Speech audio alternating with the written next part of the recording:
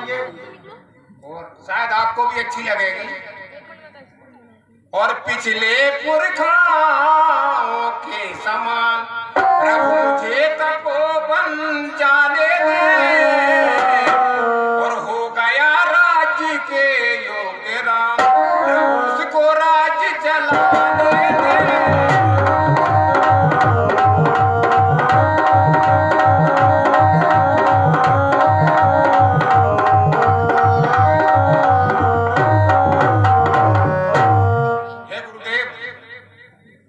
मेरे पूर्वजों की भांति देखते ही देखते कब बुढ़ापा आ गया और आपने भी अभी तक सोच विचार नहीं किया, तो मैंने सोचा है कि अपने बड़े पुत्र राम को राज्य की जिम्मेदारियां सौंपकर और मुझे वन के लिए प्रस्थान करना चाहिए, जैसे मेरे पूर्वज करते आए हैं। राजन सुनिए, आपका जो प्रस्ताव है बहुत अति उत्तम है, और ग्रस्त में रहकर राजाओं महाराजाओं और सभी को ये करना बहुत उचित है। ये बहुत खुशी की बात है कि अपना जो है चौथापन आने पर राजपाट जो है अपने बच्चे को सौंपकर और अपने लिए जो है तपस्या करना चाहिए। सिर्फ एक गलती आप कर रहे हैं, उसको नहीं करूँगा। वो कौन सी? क्योंकि ग्रस्त में रहकर ये जरूरी नहीं है कि हमको तपोवन में जाकर तप करना चाहिए। नहीं, हम ग्रस्त में रहकर महलों में भी भगवान का भजन और तप कर सकते हैं, जिससे हमारी शरीर की शुद्धि होती है। मैंने गुरुदेव पहले ही कह चुका कि मेरे पुरखाओं को, पूर्वजों को वही करते आए हैं और मैंने वही करने का सोचा है। पर आप बोल रहे हैं कि मैं वन चला जाऊं, ये आपकी भूल है। नहीं महाराज, अपने पुत्र बड़े राम को युवराज बना दीजिए और राजपाट देकर तो महलों में ही जो है आप अपना तप कीजिए। गुरु ने जब सलाह दी राम बने युवराज, तब दशरथ ने एक दिन जोड़ा प्रजा समाज।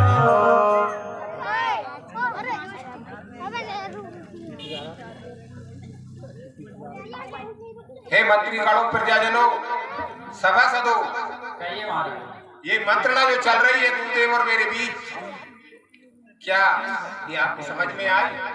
हे महाराज, आपका उचित विचार है, हम इसमें सहमत हैं। पूरे नगरवासी हर्षोल्लास के साथ हम तो धन्य हुए। सिर्फ धन्य हुए या कुछ खुशियां आप लीजिए? बहुत आनंद ही आनंद है। और आप चुपचाप कैसे खड़े हो? आप मन तो बहुत गदगद हुआ है आज तो। ठीक है, तो फिर चमका दें। सील लगाई जाए राजकोष की इसी प्रस्ताव पर।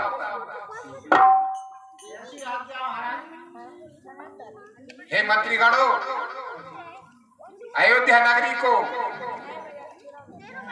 अथाई, चौपाल, चबूतरे, गलिये दुल्हन की तरह सजाई जाए और कल जो है राम का राज्याभिषेक किया जाए। ठीक है, तो तैयारियां की जाए।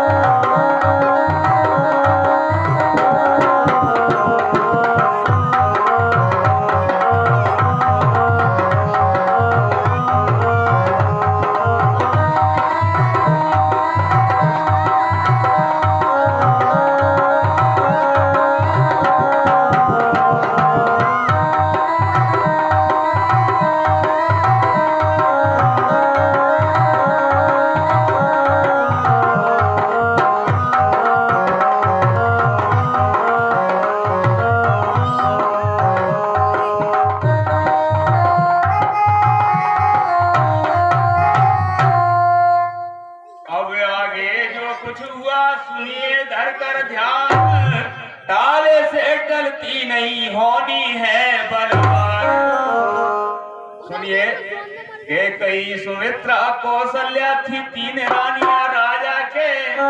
हे राम पुत्र कौशल्या के, लक्ष्मण शत्रुघ्न सुमित्रा के।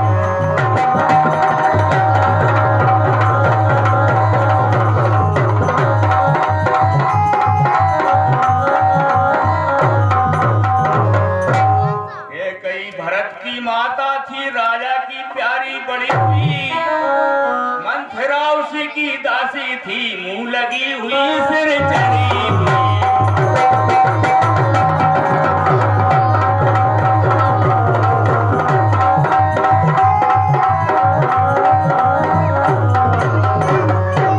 विधि का विधान आकर घूमा बस इसी मंथरा के सर में, शारद ने इसकी मति फेरी आ गई समय के तत्पर में।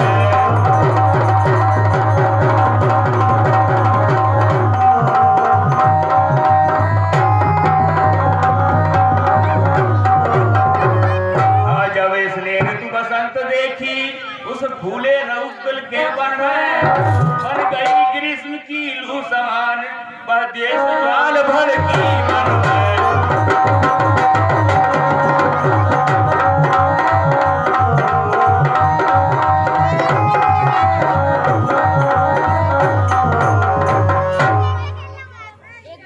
शोभा बिगाड़ने पहले तो नागिन राहों पर जाती है, फिर के सारे बाल खोल डायन महलों में जाती है।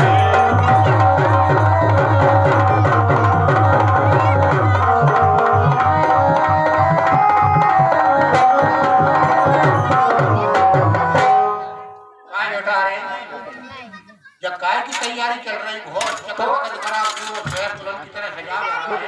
तो क्या होता हम तो हमारा काम कर रहे हैं। अरे बेटा बता दे रहे तो कुछ खबर ही नहीं है, मगर कुछ का सजावट हो रही है नहीं बता रहे थे का जरूरत पड़ रही थी। बता दे बेटा। नहीं बता रहे। अरे बेटा मेरे पीछे बहुत माल रखो, देख ले। तो बता सही बेटा काय की तैयारी चल रही है? कभी बहुत देखो कितनी तैयारी चल रही, पूरी जगह ये सही रहा जैसे दुल्हन सही रही है। हमने हाथ नहीं भरा रे पेट में, हमने बन रही पेट में जैसे तना खरबता दे कुछ खा पी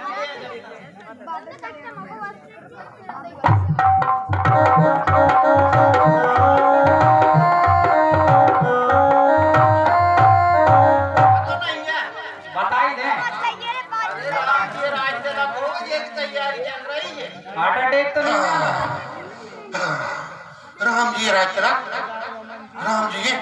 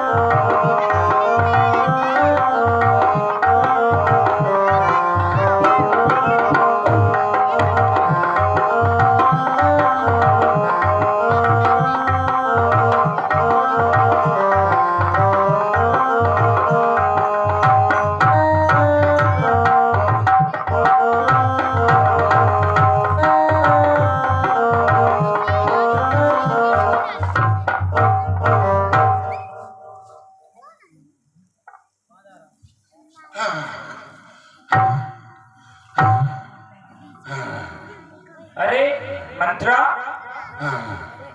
तू इतनी घबराई हुई सी क्यों दिख रही है? अरे कुछ तो बोल। ये कैसी हालत बना रखी है तूने?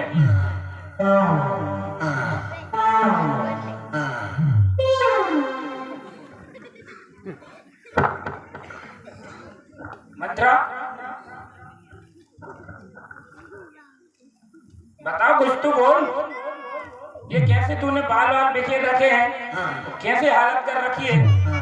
और सुन, और हम सब ने शीश उठाए हैं, पर तूने बाल बिखेरे हैं। तू जो रो रही शकुन शायद ये कैसे लक्षण तेरे हैं।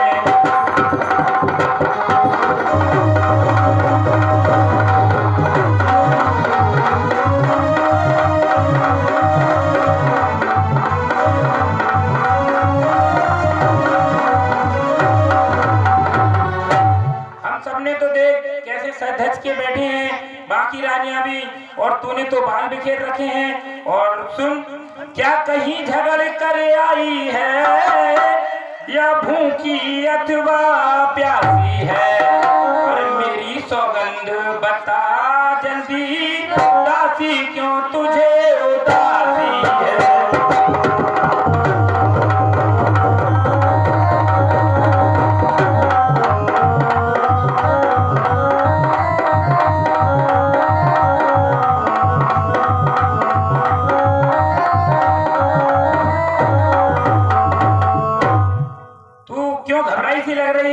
भूखी है, प्यासी है, कहीं से लड़ झगड़ कर आई है, तेरे तो कारनामे चलते रहते हैं, बता क्या हुआ। सुनिए रानी, अरे खुल गए भाग कौशल्या के, दया उसी पर विधि न की। और रानी किसी घोर नींद में हो, अब लोग चाल ने गिराया।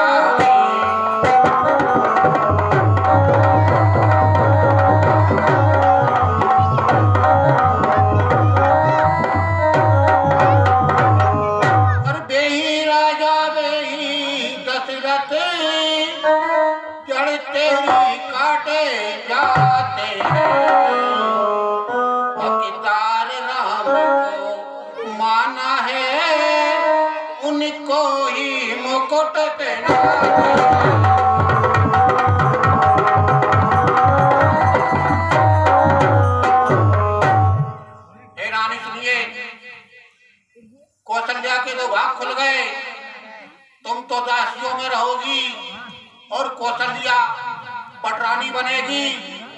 हे रानी, जरा विचार करिए, वह राजा तुम पर प्रेम, तुमसे प्रेम करते थे, वह तो दिखावा था, क्योंकि तुमसे छिपकर और राम को राज तिलक दे रहे हैं। कौशल्या पटरानी बड़ी महारानी कहलाएगी, राजमाता कहलाएगी, और तुम कागड़ा जैसी दासियों की तरह रहोगी। रानी, तुम जानती हो कि सोच क्या होती है, सोच तो आटे की ही बुरी होती है। जब ही मंथरा के सुने है विष भरे विचार, कह कई संभली उठी फिर बोली तुझे धिक्कार। अरे मंथरा, निकल यहाँ से, क्या बकवास लगा रही है। और अब की बार अगर ऐसा तूने कुछ बोला तो तेरा मुंह निचवा दूंगी। और जिस दिन राम को राज होगा ना, उस दिन अगर तुझे जो चाहिए वो तुझे दिलवा भी दूंगी, लेकिन तू ऐसे बात के मत बोल। और इधर सुन कि तू मुख्य अनुचरी है मेरी, इस कारण पुरस्कार यह ले, कल है त्योहार हमारे घर, दासी उपहार है।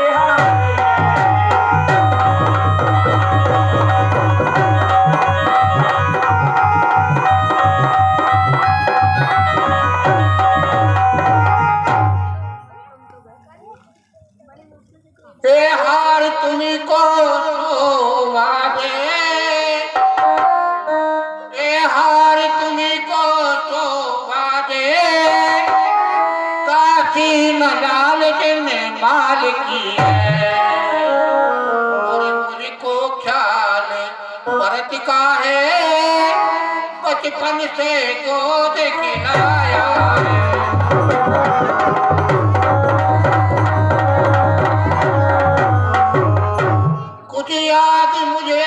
कुछ याद तुझे आता तुमसे, जब ब्याह किया था राजा ने।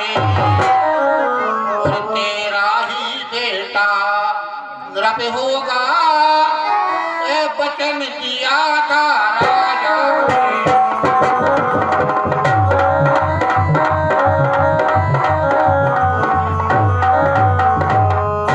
रानी ए हाथ तुम्हें को शोभा दे, मैं कोई लालची नहीं हूँ। मुझे तो प्यारे भरतलाल की याद है, क्योंकि मैंने बचपन से खिलाया है। ओए तो दासों की तरह रहेगा। और रानी याद कर लो, जब तुमने तुम्हारा ब्याह किया था तब आपने यह वचन लिया था कि तुम्हारा ही पुत्र राजा होगा। और सुनो रानी, अरे बलिहारी ऐसे उत्सव की जो देश देश में नौते हों, वो एक पुत्र को राज तिलक, दो बेटे मामा जी के।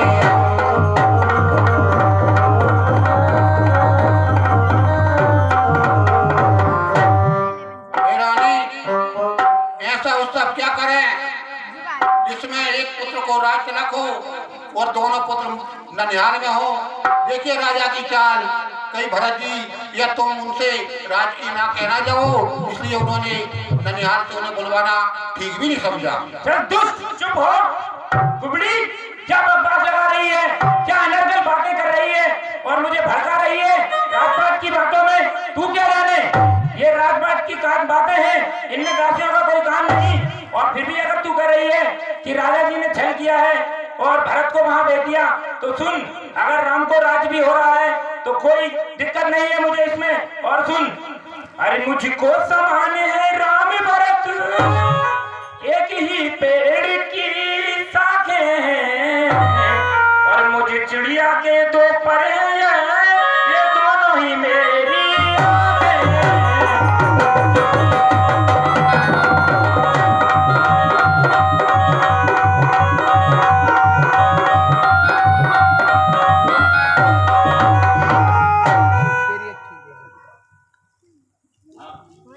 हमारे गुप्त सज्जन की ओर से 10-10 रुपए दोनों पात्रों को प्रदान किए जाते हैं। मंडल ने हार्दिक धन्यवाद देता है। बोले सिया रामचंद्र की जय। और सुन, मुझे तो दोनों ही बराबर हैं, और अगर राम मुझे प्यारा है तो भरत भी प्यारा है। मेरे दोनों ही, वो मेरी दोनों आंखें हैं। और सुन, यदि भरत राम सा प्यारा है तो राम भरत सा प्यारा है, और एक गोदी का भरत दुलारा है तो राम आँख का तारा है।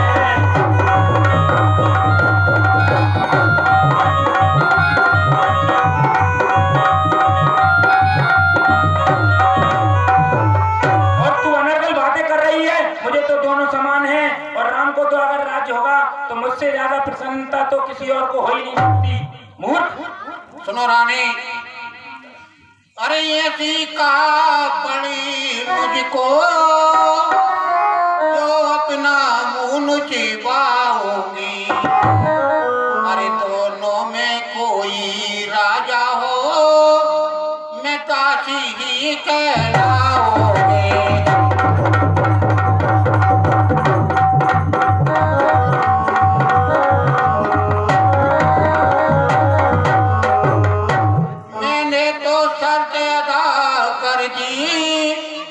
अब तलक नमक जो खाया है, मैंने तो शर्त अदा कर दी। अब तलक नमक जो खाया है, मुझको ख्याल भरत का है, बचपन से गोद खिलाया है।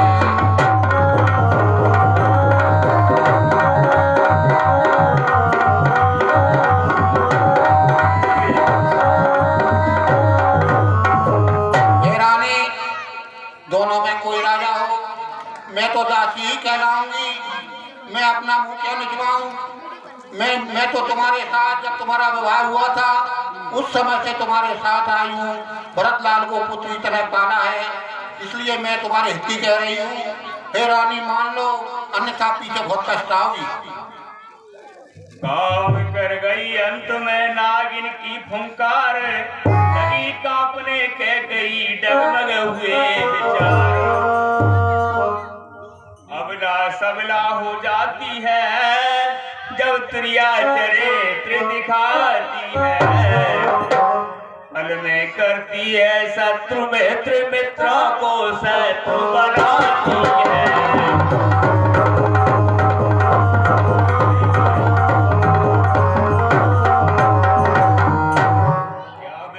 था क्या जादू था जो सर पर चढ़कर बोल उठा, और शारदा का चक्कर होने के पर देखो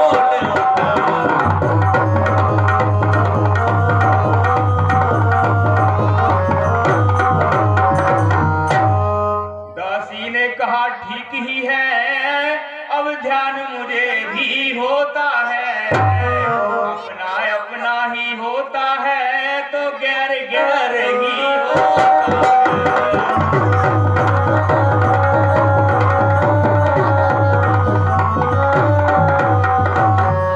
है। रानी, मैं बहुत सही बोल रही हूँ, आप भी मान लो, वरना पीछे पछताना पड़ेगा। हाँ कुबड़ी, कुछ समझ में तो आ रहा है मुझे, तो तू सुन। अरे मेरा तू भला चाहती है, तुझको पहचान लिया मैंने, निश्चय ही कपट भूप में है, यह पता जान लिया मैंने।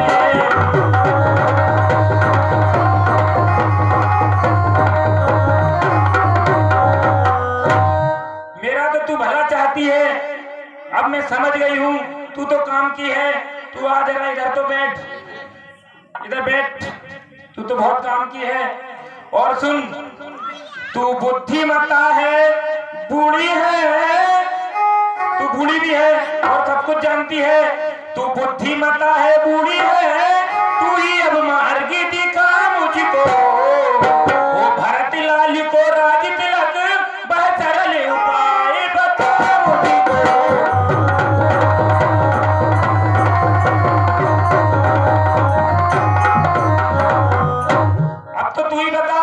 कि मैं क्या कर सकती हूँ और ऐसा कि भरतलाल को राज हो जाए। सुनिए रानी, पलटा खाया समय ने पलट गई तकदीर, दोनों ऐसे मिल गई जैसे शक्कर खीर।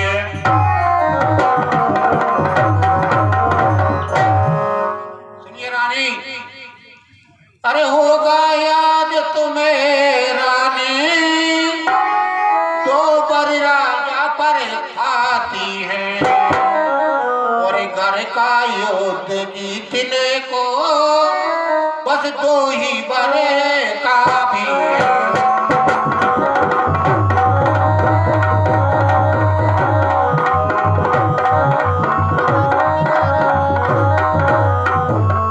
और मांगना खूब चतुराई से, जो मांग सफलता पा जाए, उस समय मांगना राजा से सौगंध राम की खा जाए।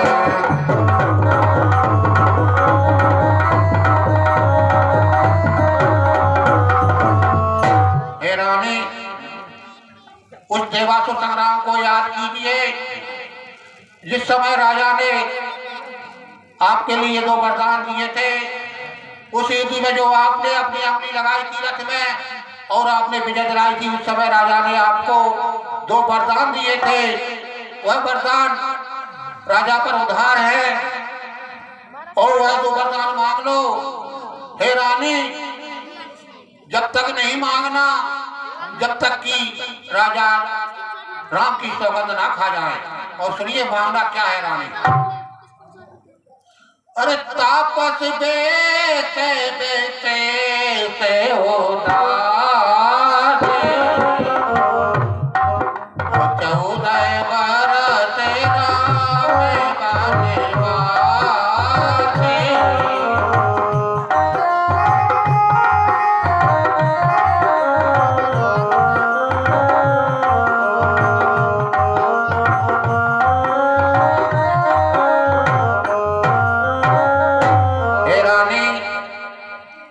जब राजा राम की सौगंध खा जाए तो उनसे दो बार मांगना पहले वर में भरतलाल को राज मांगना और दूसरे वरदान में 14 वर्षों के लिए राम को वनवास मांग लेना। अच्छा, पूरे ने की क्रूर कृति कह कपट कुपाठ कर डाली वह कुटिलता नवे नौकट कुपाठ। रानी प्रसन्न होकर बोली तेरी मत की बलिहारी है भरत अब से ऋणी तेरा तू ही उसकी महतारी है।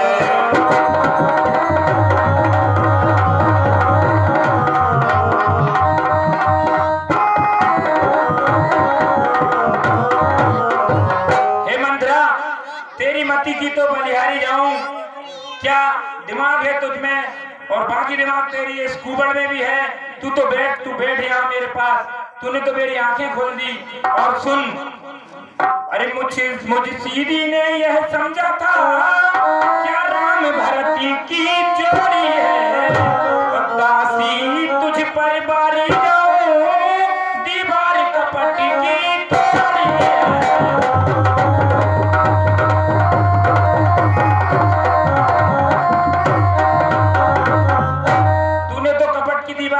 मैं तो सोचती थी कि राम और भरत की बहुत अच्छी जोड़ी है और तेरे दिमाग तुझमें बहुत है।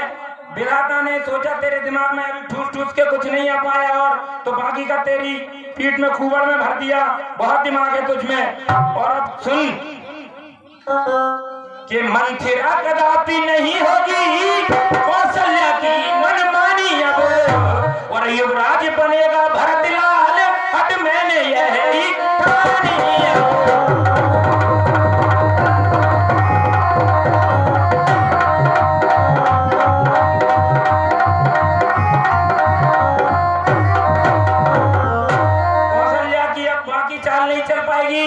अब तो भरतलाल ही युवराज होगा। अब तो मैंने ठान ही लिया है, लेकिन थोड़ी सी बात है एक, वो भी सुन ले। जो तूने दोनों बार मांगने को कहा है तो थोड़ा सा मुझे उसमें लग रहा है कि कुछ बात हो सकती है।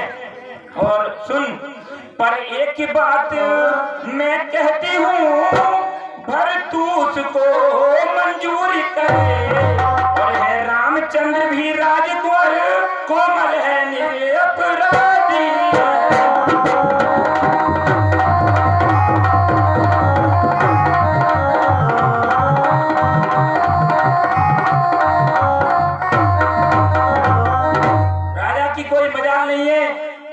पूरा अपनी मनमानी करे, लेकिन एक बात और है कि जो राम है वो भी तो राजकुमार है और वो भी तो बहुत कोमल है।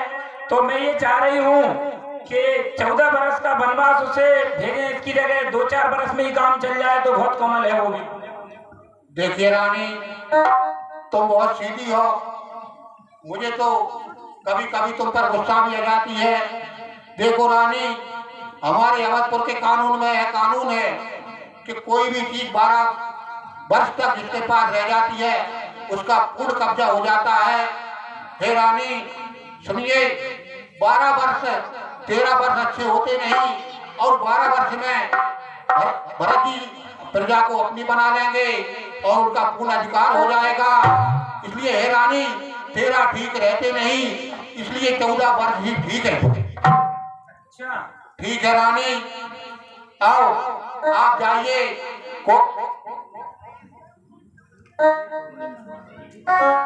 ठीक है, तो तूने मेरी आंखें खोल दी है तो मैं अभी जाती हूँ और महाराज से मेरे दोनों बार मांग लेती हूँ। ठीक है, जाऊँ? नहीं नहीं नहीं नहीं रानी नहीं। अब क्या हो गया? नहीं तो फिर क्या करूँ?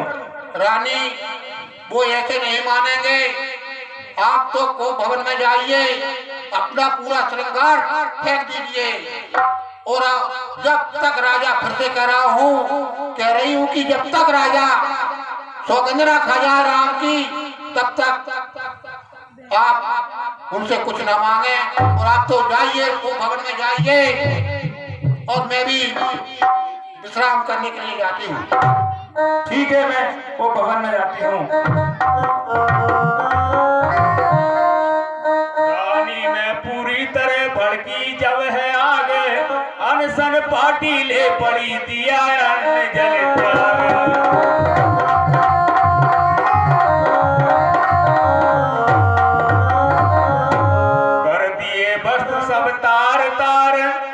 के मोती जंजाल हुए, बाली में झुमके उलझ गए, चोटी के बाल बवाल हुए।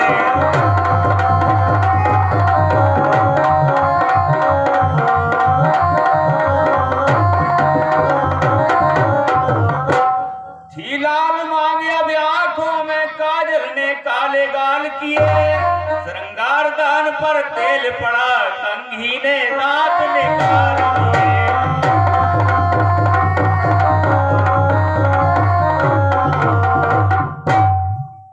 मिस्सी ने ओठ किए काले, घोट टेढ़ी कुटिल कराल हुई, सर की सारी सारी सर की, भूचाल श्वास की चाल हुई।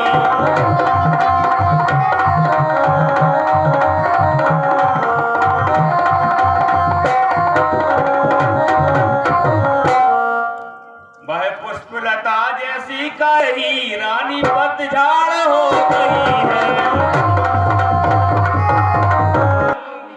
और कैकई को देखकर बोले सरल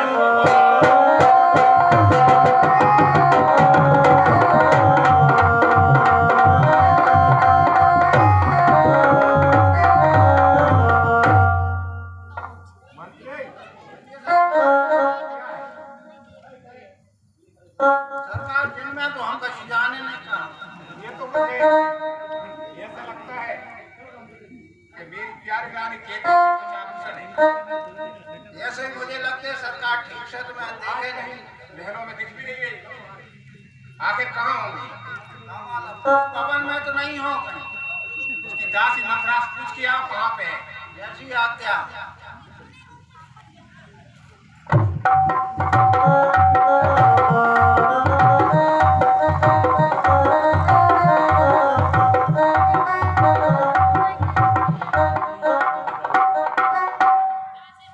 लगाए वो भवन कह रहे जी मंत्रा। वो भवन, जी महाराज। वो भवन वाली बात समझ में नहीं आई। ठीक है, वो भवन में देखते हैं।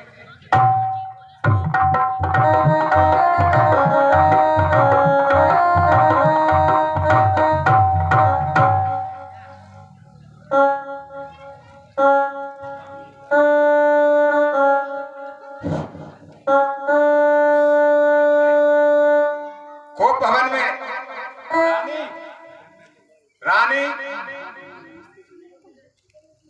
हे रानी, ये कोप भवन वाली बात मेरी समझ में नहीं आ रही। रानी,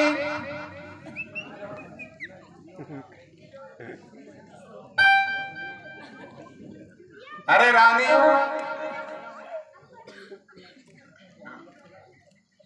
हे प्राण प्रिय,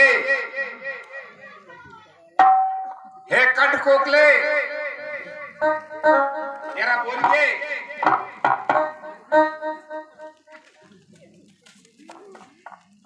ये सब क्या हाल बना रखा है? जरा एक बार मेरी तरफ मुस्कुरा कर देखी, जैसे हमेशा हंसती थी।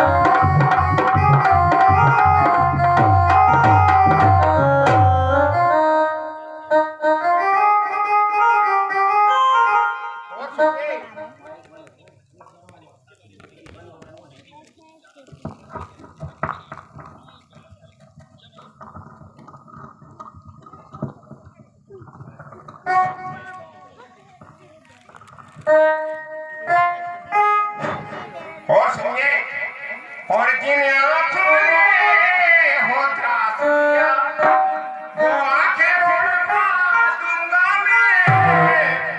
और जो जिब्हा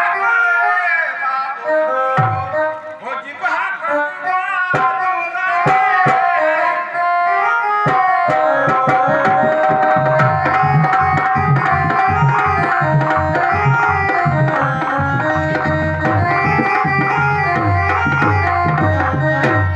हे रानी, उठो और श्रृंगार करो। यदि किसी ने आंख दिखाई हो तो उसकी आंख निकलवा दी जाएगी, और किसी ने आपसे कड़वे वचन बोले हो तो उसकी जिह्वा कटवा दी जाएगी।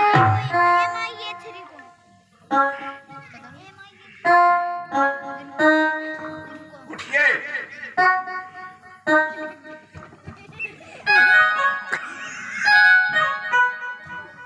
अब क्या मना रहे हो महाराज? सुनिए, अरे पिया पिया ओ हमारे पिया, पिया ओ हमारे पिया, हट छोड़ो ना हमको सताओ पिया।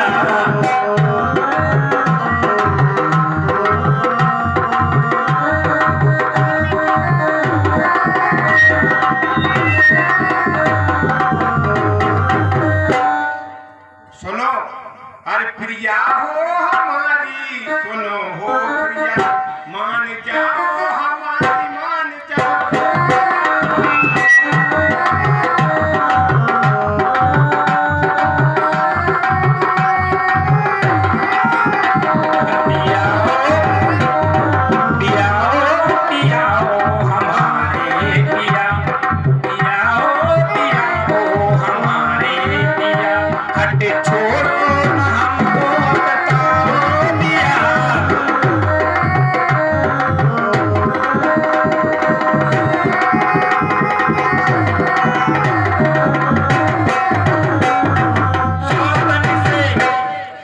सौतन से प्रीत और मुझसे अनरी, सौतन से प्रीत और मुझसे अनरी, हट छोड़ो न मुझको सताओ पिया। अरे अब तो तुम दिल ना जलाओ पिया, पिया ओ हमारे पिया, हट छोड़ो न हमको सताओ पिया, पिया ओ हमारे पिया। हाँ बोलिए। हाँ, हमारे माननीय श्री अशोक जी, राम जी 10-10 रुपए दोनों पात्रों को प्रसन्न होकर देते हैं। मंडल ने हार्दिक धन्यवाद देता है। बोली सियावर रामचंद्र की जय। हे रानी, पहले आप महलों में चलिए और सुनिए, ये कि मैं यही आप बहुत प्रसन्न होंगी। नहीं महाराज, सुनो, महाराज पहले मेरी सुनिए। आप मुझे मनाने आए हैं ना, अब आप मेरी सुनिए। अरे मैं कौन तुम्हारी होती हूँ जो मुझे मनाने आए हो, और मन में रखते हो कपट भाव, प्रत्यक्ष दिखाने आए हो।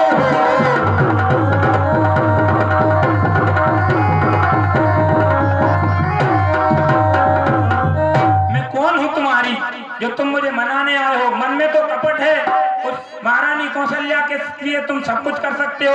और सुन लो, इस जग में कौन हुआ किसका, सब मुंह देखे की चाहते हैं, है वही तुम्हारी प्राण प्रिया, जिससे पूरी अब नायक है।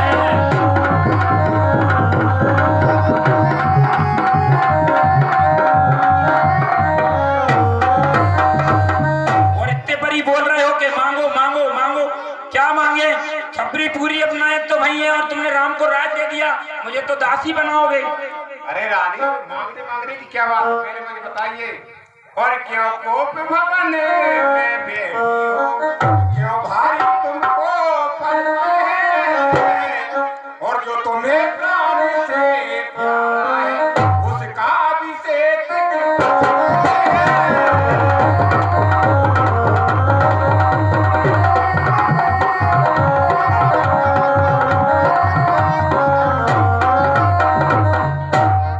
प्राण प्रिय, सुनिए, सबसे पहले तो आप आभूषण पहने धारण कीजिए और वस्त्रों को सुधारिए और महलों में चलिए।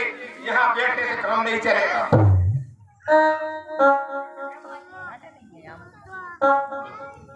महाराज की बात सुन उठ बैठी बेपीर, वहां पर बने आ गए और संभाले तीर।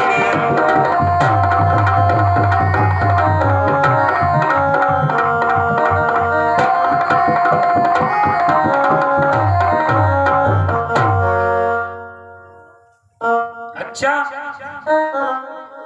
तो जो मांगूंगी वो दे दोगे? मांगना मांगना क्या मांगना? आप तो कहो दे दोगे क्या? क्या मांगो? सबसे अच्छा, पहले तो हे सुंदरी, आपका ये चेहरा जरा मुस्कुरा के दिखाइए। बहुत आप इस प्रकार से अच्छी नहीं लगती हो। आपका चेहरा हमेशा खिला हुआ अच्छा लगता है। अच्छा, चलिए तो फिर तो ये अच्छी बात है, आप मेरे स्वामी हैं। हाँ, एक बार मुस्कुरा दो जरा। पक्का वरदान दोगे? चलिए ठीक है, फिर तो। और सुनिए, पहले पक्की कर लूं मैं। राजेंद्र धर्म है पुरुषों का, जो कहते हैं तो करते हैं। प्रणवीर वही कहलाते हैं, जो प्रजा पर अपनी मरते हैं।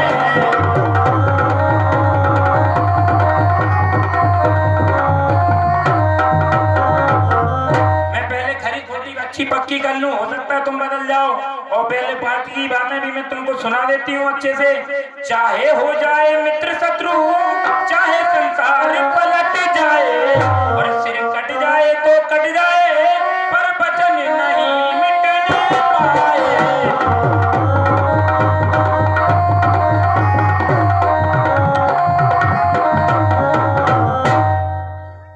तो आप समझ रहे हैं ना कि राजा का काम यही होता है कि प्रजा पे मिट जाए, और अगर सिर भी कट जाए लेकिन वचन नहीं जाने पाए तो दोगे ना? रानी, अभी आपको मुझ पर विश्वास नहीं हो रहा, इसमें कोई शक है आपको? अच्छा चलिए तो फिर ठीक है, सुनिए। कुछ ध्यान तुम्हें है, तुम पर है मेरे दो दो वरदान प्रभु, और यही मेरे धन मुझको तो बनते हो यदि धनवान प्रभु।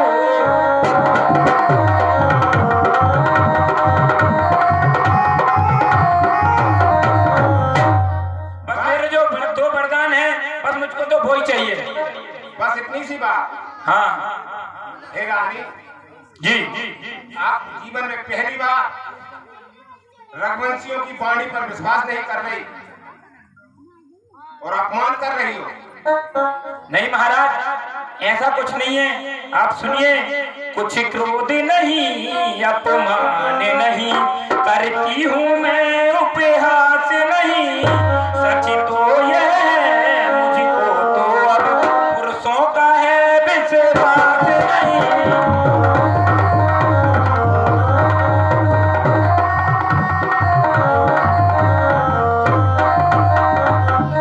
अब तो मुझे पुरुषों पर विश्वास भी नहीं है। और अब आखिरी बात भी सुन लो। चिकनी चुपड़ी बातें कहकर और मुझे अभिला को मत बहकाओ, और सच्चे हो हे रघुवंशी तो सौगंध राम की खा जाओ।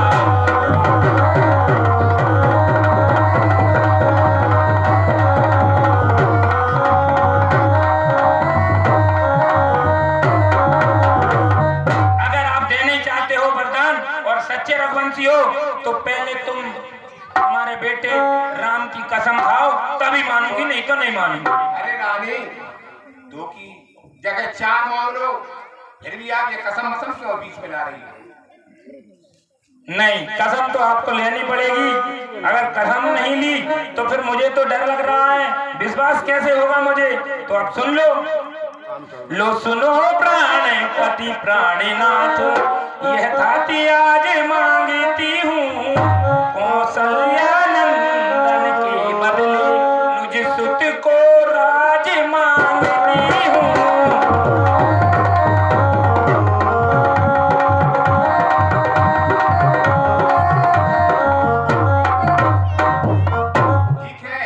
रानी आप इतनी जिद्दी है तो सुनिए, और मेरी इन बातों पर विश्वास करो, मैं सच्चा प्रेम निभाता हूँ और छलकपट नहीं इसमें कुछ सौगंध राम की।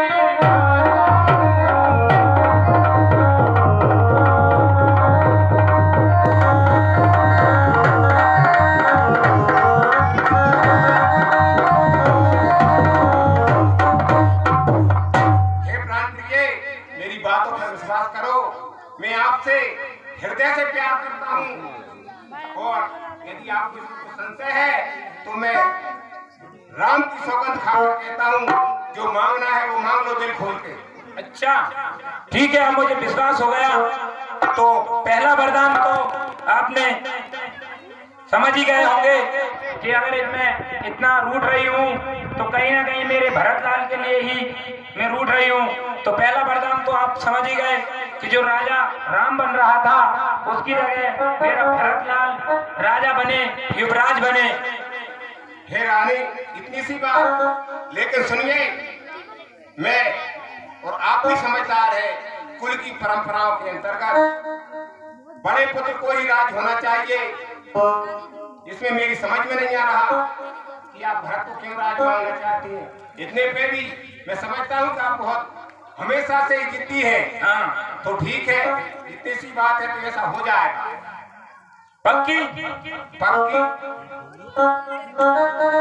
वाह महाराज, अब सुनिए, पहला वरदान तो मुझे दे दिया आपने, अब दूसरे वरदान के लिए दिल थाम कर बैठ जाइए। ऐसा ना हो कि आपको कोई चिंता लग जाए। तो अब आगे सुन लो। ऋण जो की दूसरा है मेरा, सो सुन लो कंपित मत होना, और क्षत्रिय नरेश कहलाते हो, सत्य से विचलित मत हो जाना।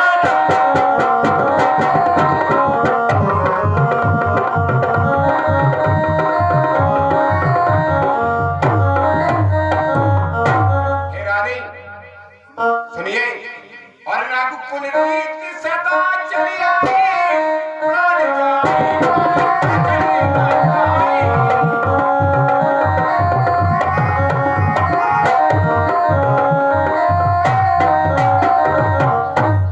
हे रानी, हमारे रघुकुल में हमेशा से रीति चली आई है, चाहे प्राण चले जाए लेकिन वचन नहीं जाने पाए।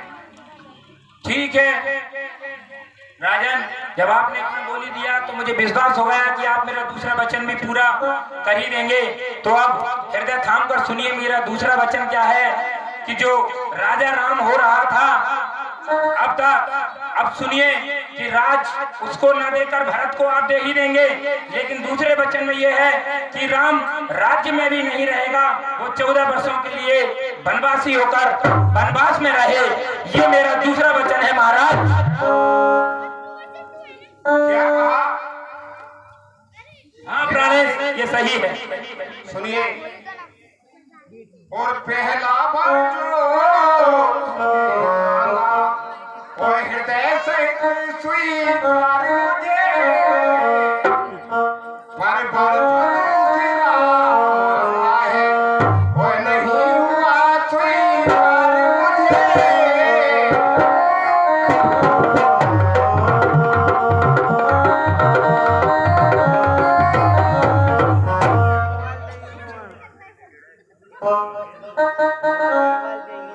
हे रानी, आपने पहला मांगा मुझे हृदय से स्वीकार है, लेकिन ये दूसरा जो मांग रही है उसमें मेरी समझ में नहीं आ रहा। अच्छा, क्या सोचा है? और देखा, मैंने कहा था कि आप विचलित हो जाएंगे। सुनो, प्राणेश प्यारी सच्चा हो तो प्यारी के सम्मुख मुख खोलो, रणवीर अगर कहलाते हो तो बोलो एवं मत बोलो।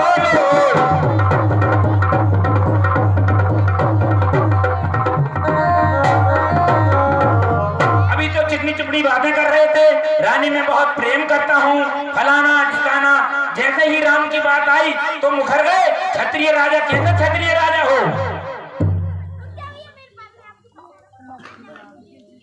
वो शब्द थे नहीं, थे जहरीले बाण, ये जिन्होंने नपत के क्षण में व्याकुल प्राण।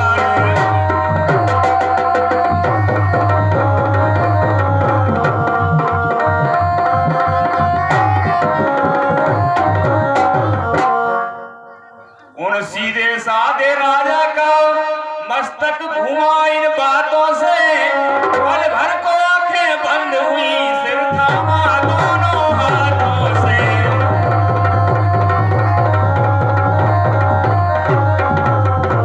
मूर्छित होने को थे लेकिन सत बल ने बल तत्काल दिया, पृथ्वी पर गिरने वाले थे धीरज ने किंतु संभाल लिया।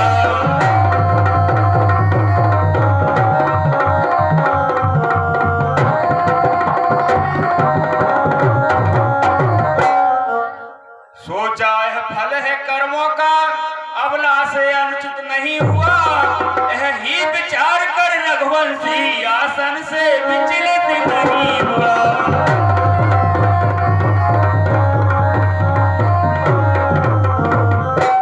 नारी जब प्रकृति रूपनी है, नाना प्रपंच कर सकती है, पर जागृत आत्मा के मन में भ्रम नहीं बर सकती है।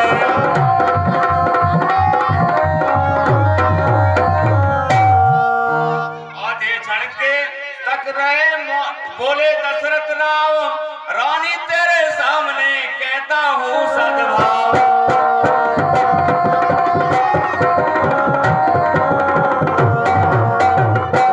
हे रानी, मेरी समझ में नहीं आ रहा, सुनिए।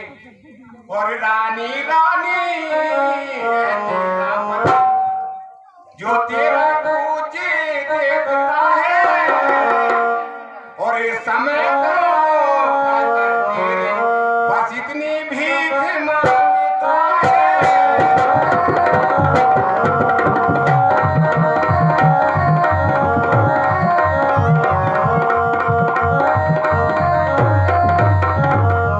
हमारे माननीय श्री गंगाराम जी 10-10 रुपए दोनों पात्रों को प्रदान करते हैं, मंडल में धन्यवाद देता है। बोले श्री रामचंद्र की जय। हे हमारे माननीय श्री मुकद्दम साहब 10-10 रुपए दोनों पात्रों को प्रदान करते हैं, धन्यवाद। हे प्राण प्रिय, सुनिए, मैं आपसे हाथ जोड़कर प्रार्थना करता हूं कि मान जाओ, मुझे दोनों पुत्र एक समान है। मुझे तो पता थी नहीं मानोगे, नहीं मानोगे, इसीलिए मैंने सौगंध राम की खवाई है। और फिर भी अगर आप विचलित हो रहे हैं तो आप सुन लो मेरी बात कि आपके कुल के कुछ पुराने राजा हुए हैं, आपके वंशज हैं, उनके बारे में बता दूं तो हो सकता है आपको कुछ लाज शर्म आ जाए और मेरे वचनों को मान जाओ। तो सुनो, आपके ही वंश में राजा हरिश्चंद्र हुए थे, उन्होंने अपने वचन के पीछे कितना दुख झेला और मसानों में उन्होंने अपने ही पुत्र का दाह संस्कार करने के लिए अपनी ही पत्नी से कर मांगा।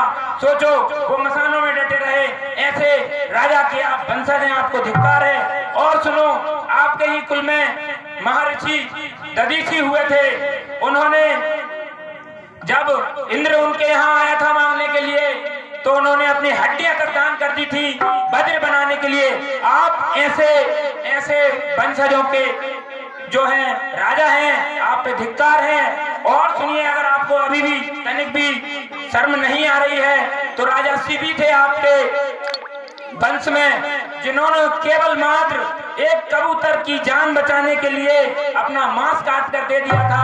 आप ऐसे महान महान राजाओं के वंशज हैं और आप पे धिक्कार है। और आप ये भी सुन लीजिए, ना तो मैं आपसे ये बोल रही हूँ कि आप शमशान में जाकर बैठ जाओ, ना मैं ये बोल रही हूँ कि आप हड्डी दे दो, मांस दे दो। मैंने तो केवल मेरे 2 वरदान मांगे हैं और फिर भी नहीं दे रहे हो तो आप पे धिक्कार है। फिर भी अगर नहीं देना चाहते तो बताओ। हे रानी, मान जाओ और सुनो, और मेरा कुछ नहीं बिगड़ता है जो तू मुझको ललकार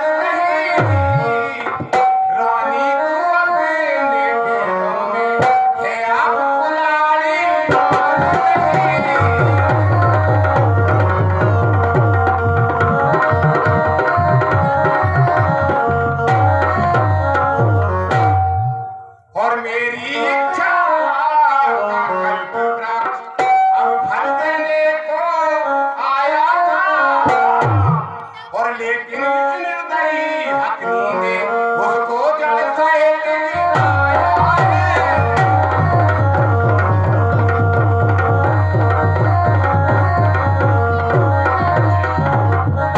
हे रानी, मैं जानता हूँ तू हमेशा से ही बहुत जिद्दी है और मेरा कुछ नहीं बिगड़ता।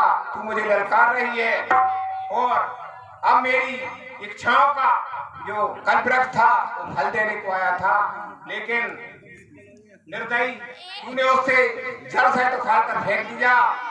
और अब एक काम कर कि अपना वर भी ले और वरदान भी ले और साथ में साथ। और सुनो महाराज, अभी मेरी बात, अभी भी मुझे आपका मन विचलित लग रहा है। आप तो बड़े ही निष्ठुर हैं, फिर भी मैं चरण छू के आपसे मेरा वर मांगती हूँ। और अगर अभी भी आपको लग रहा है कि मैं गलत हूँ और अगर आपको अभी भी राम से इतना मोह है तो सुन लीजिए, मैं एक उपाय भी बता देती हूँ कि अगर आपको भर भी नहीं देना पड़ेगा और आपको शर्मिंदा भी नहीं होना पड़ेगा। सुनिए, अभी जो बात है वो अभी अपने बीच में है, अभी परिवार में ही बात है, अभी पंचों के बीच तो बात पहुंची नहीं है। अगर आपको रकुल की नाक डुबाना है तो आप ऐसा भी कर सकते हो कि जिस मुख से आपने वरदान देने को कहा है उसी मुख से आप ये बोल दो कि मैं दूसरा वाला वरदान नहीं दूंगा और मेरे क्षत्रिय कुल की और मेरे रकुल की सब डुबा दूंगा। ये भी उपाय है, लेकिन मैं भी किसी से नहीं कहूंगी। आपको मंजूर है तो आपकी नाक भी बच जाएगी और आपका पुत्र भी घर में रहेगा। इसका उपाय भी मैंने बता दिया। अगर आप अपने बच्चन से मुकरना चाहते हो तो मुकर जाओ। सुनिए दुष्टन, ये सूर्य कुल की लालिमा को कलंकित करना चाहती है तो एक काम कर, आपके ये वर भी दिए मैंने, वरदान भी दिए और अब साथ में साथ मेरा प्राण भी दे दिए। हाय राम, हाय राम।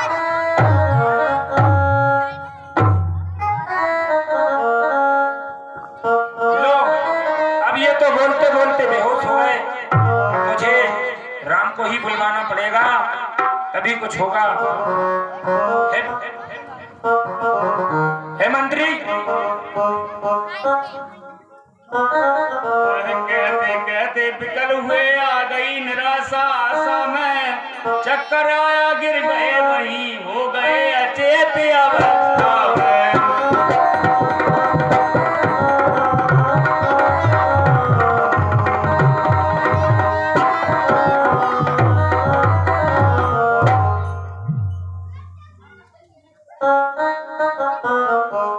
कहा भैया देखो, राम को राज तिलक हो रहा है। देखो कितना सूर्य उदय हो चुका है, लेकिन अभी तक महाराज दशरथ महलों से बाहर नहीं आए हैं। क्या कारण है? राजा तो प्रातः काल और समय में ही अपनी सैया का त्याग कर देते थे, लेकिन आज तो राम को राज तिलक होना है, लेकिन महाराज अभी महलों से नहीं आए हैं। क्या मालूम क्या कारण है? जाओ और देख के तो आप ठीक है, मैं महल की ओर जाता हूँ और देखता हूँ।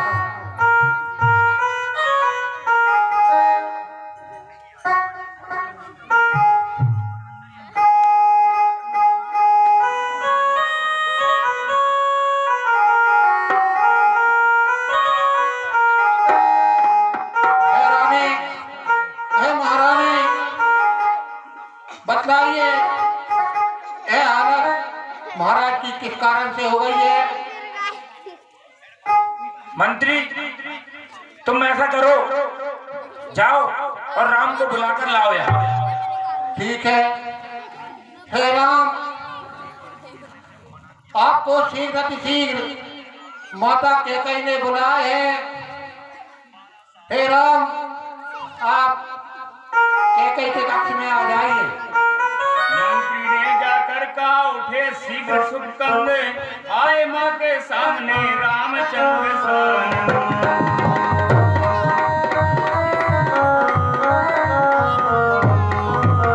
देखा मूर्छित है पूज्य पिता, माँ की भ्रकुटी है चढ़ी हुई, मानो शिकार उस जगह पड़ा, वहीं शिकार में खड़ी हुई।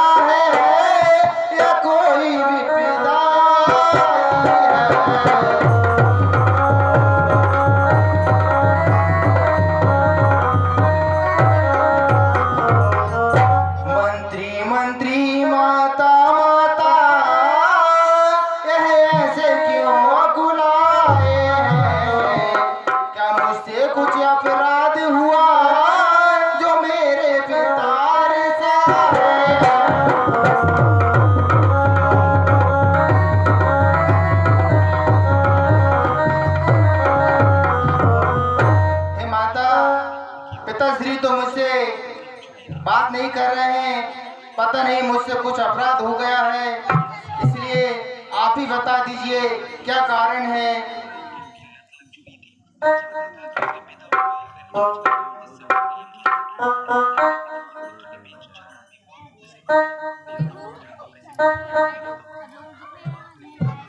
कैकेयी ने तब कहा, राम इधर दो ध्यान, मैं जो कहती हूँ उसे सुनो लगा कर कान।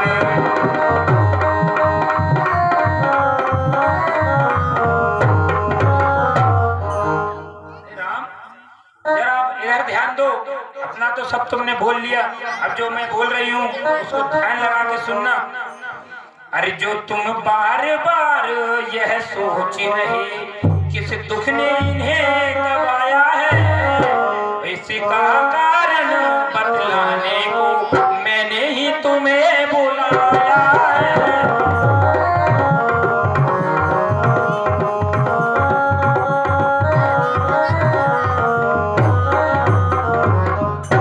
इसका कारण तुम जो बार बार पूछ रहे हो कि क्या हो गया, इसीलिए मैंने तुमको बुलाया है कि ये क्या हो गया इनको ये बताने के लिए। और सुनो, है ज्ञाति तुम्हें तुमसे इनको अत्यधिक प्रीति है, ममता है, और यह उसी मोह का चक्कर है जो इनकी बुरी अवस्था है।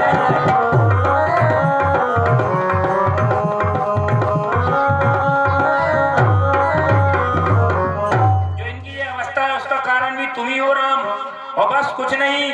मैंने इनसे ये कहा था कि मेरे दो वचन हैं, ये इन पे उधार थे, तो ये समय आ गया तो मैंने मांग लिया जो कुछ भी मुझे मांगना था। तो अब उसमें ये भी सुन लो कि मैंने क्या मांग लिया, सुनो उसको। मांगा यह तिलक भरत को हो 14 वर्षों बनवास तुम्हें, यह सुनकर नृप मूर्छा बनते हुए इच्छा थी के पास तुम्हें।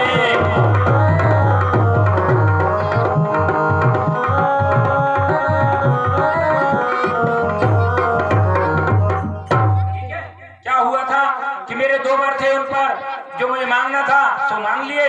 तो मैंने पहला मांग लिया जो तुम्हें राज होना था वो मेरे भरतलाल को मिले, तुमने षड्यंत्र रचा था ना कैकेयी के साथ मिलकर।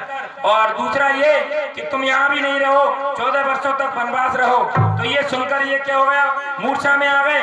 बस इतनी सी बात थी कि ये तुमको पास रखना चाहते थे। और सुन लो, पर हुआ वही जो होना था, पूरी न हो सकी इच्छा यह, तुम्हें अपना धर्म समझते हो तो शीश चढ़ाओ आज्ञा यह।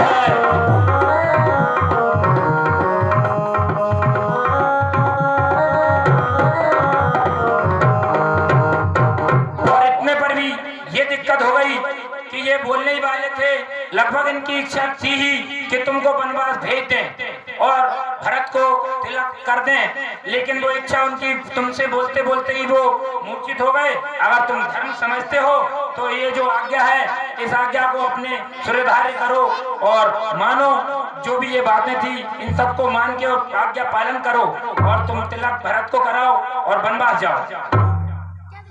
मंत्री ने जब यह सुना कंपित हुआ शरीर, वहीं भूमि पर गिर पड़ा हो अत्यंत अधीर।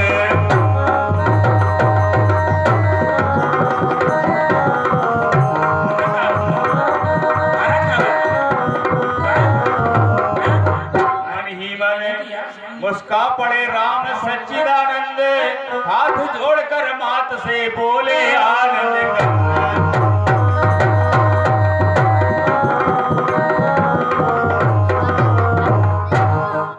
माता बस इतनी सी बात सुनिए। बड़ भागी वह बेटा है जो पितुम का आज्ञाकारी है, माता यदि यही आज्ञा तो जिंदगी पवित्र हमारी है।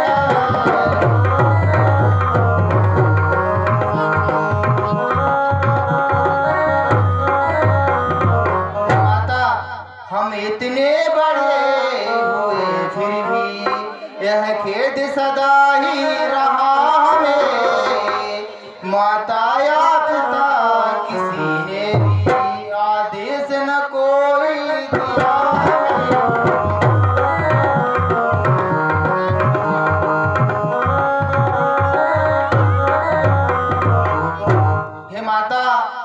मैं तो बहुत भाग्यशाली समझता हूँ कि आपने मेरे लिए वनगमन चुना है। अच्छा, हे माता, आपकी आज्ञा का पालन शीघ्र अतिशीघ्र होगा। इस प्रकार कहते हुए बड़े पिता की ओर तभी कैकेयी ने कहा, ठहरो करो न शोर।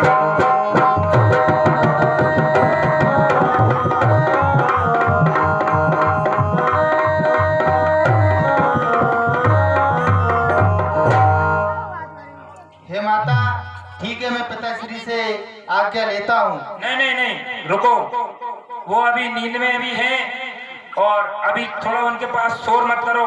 और अब बाकी की बात जरा सुनो। अरे जितने क्षण यहाँ रहोगे तुम, इनका संताप ना जाएगा। बन जाओगे जब तक नहीं, यह पश्चाताप ना जाएगा।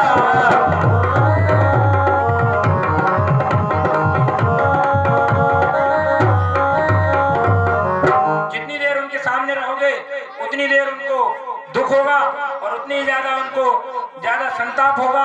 इसलिए जितनी जल्दी बन जाओगे उतना ही तुम्हारे लिए सही है। इस कारण अच्छा तो यह है, दुख और नाइनी को पहुंचाओ। जितनी जल्दी हट सकते हो इनके आगे से हट जाओ।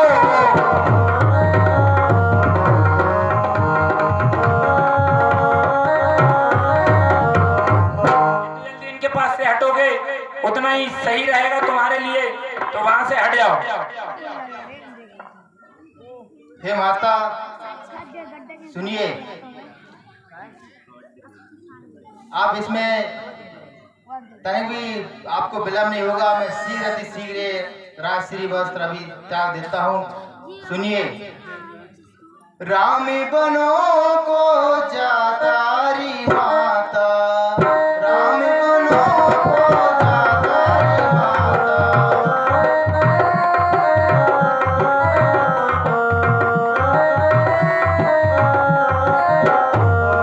रामी बनो को जातारी माता, चरणों में शीश नवातारी माता। रामी बनो को जातारी माता, ले लो मैया मेरे शीश मुकुट को, ले लो मैया मेरे शीश मुकुट को। चरणों में शीश नवातारी माता, राम बनो को जातारी माता।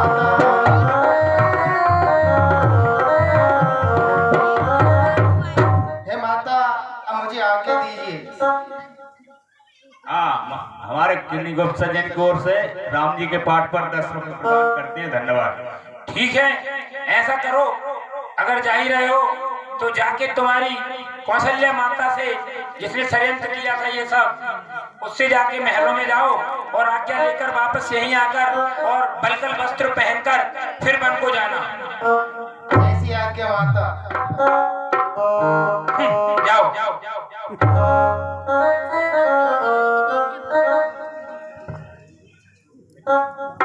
विधि के हैं सब खेल अमंगलहारी, प्रभु सुदशरथ अजिर बिहारी।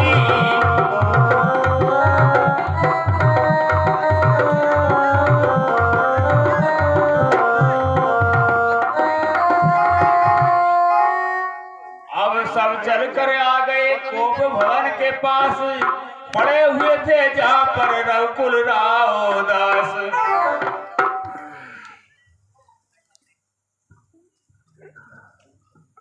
हे माते, हम वस्त्र बदलकर आपके पास आ गए हैं और माता से भी आज्ञा ले आए हैं। अच्छा, ठीक है। सीते, तुम भी आओ और तुम ये राशि वस्त्र में नहीं जाओगी, तुम भी यही पहनो।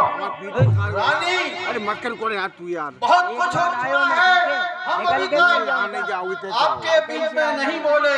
जो बेर आगा मर्यादा और हर चीज को त्याग कर आपने एक तरफ रख दिया है। आपने राम को वनवास मांगा है, ना कि सीते को। ये वो घूम रहा बेटी सीते, तुम्हारे लिए ये वनवासी भेष नहीं रखना है, जैसी है उसी रूप में जाना है।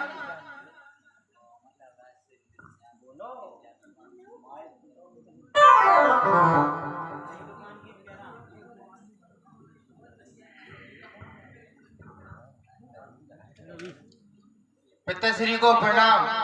राम राम, हे बेटा राम, हे बेटा राम, हाय राम, हाय राम, यहाँ मेरे पास बैठो। हे बेटा, मुझ जैसा दुर्भाग्य पिता शायद इस दुनिया में कहीं नहीं होगा, और तुम जैसा, हाय राम, हे बेटा राम, आज्ञाकारी पुत्र शायद ही है इस दुनिया में दूसरा कोई होगा। हे बेटा राम, एक काम करना, सुनिए। और जाते हो वनवास राम, तुम जाते ही सुध ले लेना।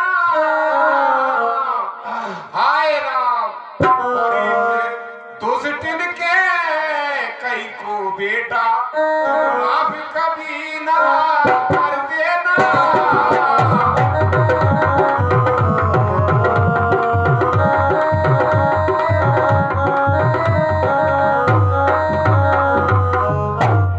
हे बेटा, जाओ और जाकर जल्दी कर लो जल्दी। 2-4 दिन में ही वापस आ जाना। इससे इस दुष्टिन का वरदान भी पूरा हो जाएगा। हे मंत्री सुमन, सुनिए। कहिए महाराज, क्या आदेश है? राम लक्ष्मण को 2-4 दिन वन में घुमाकर और वापस ले आना। हाय राम, यही मेरी आज्ञा है। जाओ बेटा राम, जाओ। ठीक है हमारा महाराज। यश दुनिया में फैला रहे। और एक और सुनना, यदि आप नहीं आए हे राम, तो समझ लेना कि आपके साथ ही इस पिता के प्राण भी चले जाएंगे, इसलिए जल्दी लौट कर आना। जाओ बेटा राम। हाय राम, हाय राम।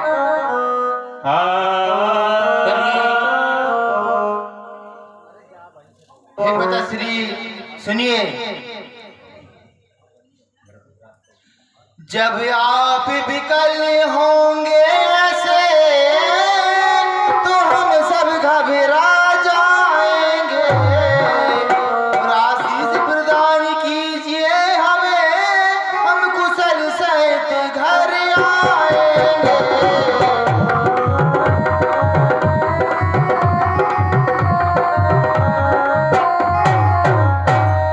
हे पिताश्री, आप भी धीरे धरिए और हमें ऐसा आशीष दीजिए, सकुशल हम आपके वचन का जो माता श्री ने लिया है उसका पालन करें और आपके फिर से दर्शन करें। द्वारे पे बन के लिए रथ लाया रथवान, राम लखन सीता चले कर गणपति का ध्यान।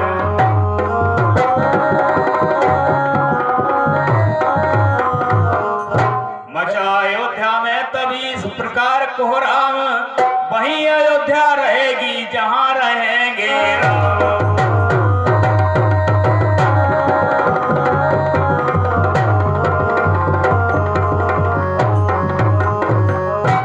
हे भैया ग्रामवासियों, राम वन को सभी को छोड़ करके जा रहे हैं, और आप जो भी राम के साथ जाना चाहें वो चल सकते हैं। चलिए, हम भी चलेंगे भैया राम जी के साथ जा। ठीक है, चलो। हम तो चले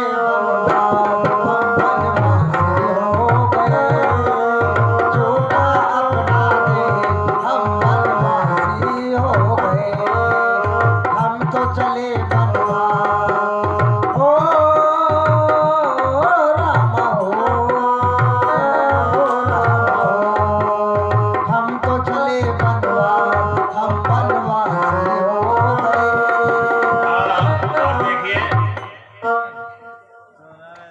इस रास्ते में परशुराम जी की सलाह अनुसार विश्राम करते हैं, रात्रि हो जाती है। और हे भाइयों, रात शाम हो चुकी है, रात्रि हो चुकी है, तुम सब सो जाओ और हम जागते रहेंगे। सो जाओ, सो जाओ।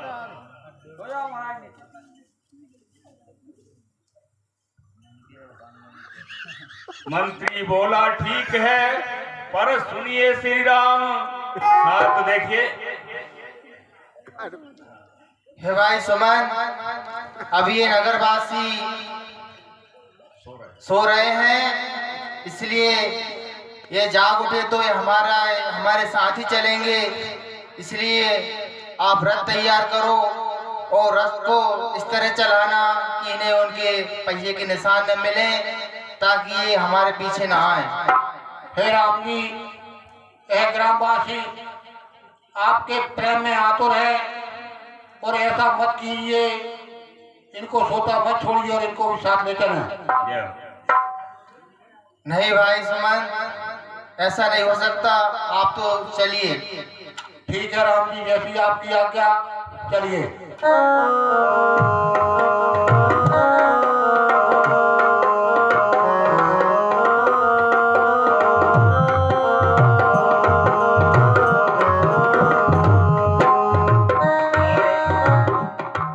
जब प्रजाजन जागते हैं तो देखते हैं वहां हमारे परशुराम नहीं है, तो पुकार करते हैं, अरे रथ गयो राम को दूर, अब रथ गयो राम को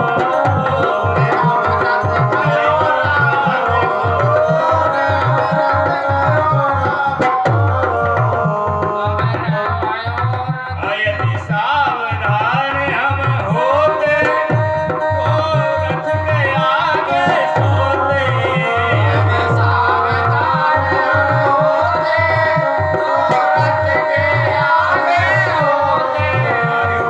जाते जगना चूर, अब रथ गयो राम को दूर,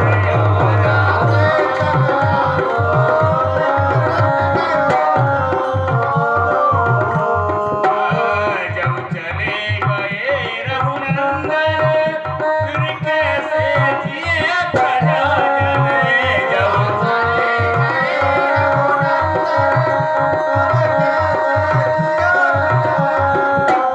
बिछड़े हैं जीवन मोर, अब रथ गयो राम को दूर।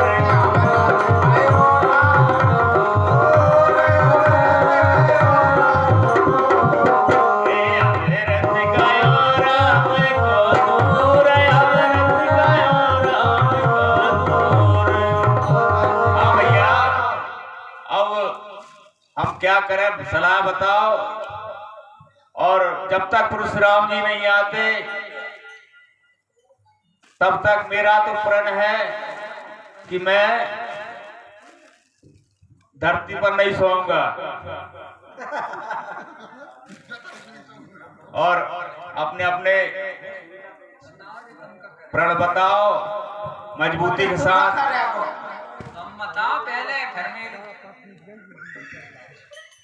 मैं तो भैया वो सर भूख नहीं सा है, मैं तो सुन लो, पहले 2 बार खा तो वो 3 बार खाना पड़ेगी, आग फेंकर में रोटी एक आध खाओ करे। और भैया सभी अयोध्यावासी तरह तरह के अपने व्रत रखते हैं, और एक तो भक्त थे जो जब तक परशुराम जी उनके यहाँ नहीं पहुंचे उन्होंने कुछ नहीं खाया, ऐसा लेख है। और आज बड़े दुख की